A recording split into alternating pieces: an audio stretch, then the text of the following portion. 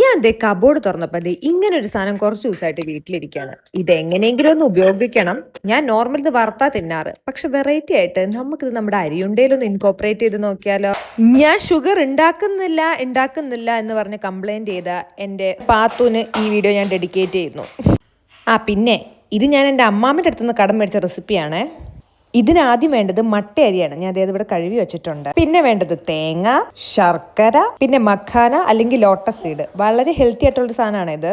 കുറച്ചുകൂടെ ഹെൽത്തി ആക്കാൻ ഞാൻ ഇവിടെ കുറച്ച് മിക്സഡ് സീഡ്സ് ഉപയോഗിക്കുന്നുണ്ട്. പിന്നെ കുറച്ച് എള്ളും കൂടെ. ഇനി നമുക്ക് ഓരോന്നോരോന്നായിട്ട് വറുത്തെടുക്കാം. ഫസ്റ്റ് കണ്ടസ്റ്റന്റ് നമ്മുടെ അരി, അത് ഈ പാകമാവണ വരെ വറുത്തെടുക്കണം. പിന്നെ നമ്മുടെ മഖാന, അത് നമ്മളിത് ഇങ്ങനെ ക്രിസ്പി ആവണ വരെ വറുത്തെടുക്കണം. പിന്നെ നമ്മുടെ മിക്സഡ് സീഡെല്ലാം പൊട്ടി തുടങ്ങുമ്പോൾ നമുക്ക് നിർത്താം. പിന്നെ കുറച്ച് നെയ്യ് ഒഴിച്ച് കുറച്ച് എള്ളും കുറച്ച് ഡെക്കറേഷന് വേണ്ടി നമ്മുടെ കാഷ്നട്ടും കൂടെ നമുക്കൊന്ന് വറുത്തെടുക്കാം. എള്ളും കാഷ്നട്ടും അല്ലാതെ ബാക്കി എല്ലാ സാധനങ്ങളും ഒരുമിച്ചിട്ട് നമുക്ക് പൊടിച്ചെടുക്കണം. ഇതുപോലെ അത്ര നൈസായിട്ട് നമ്മൾ പൊടിച്ചെടുക്കണം. പിന്നെ നമ്മൾ നേരത്തെ എടുത്ത് വെച്ച് ശർക്കരയും തേങ്ങയും കൂടെ ഇതുപോലെ അരച്ചെടുക്കണം.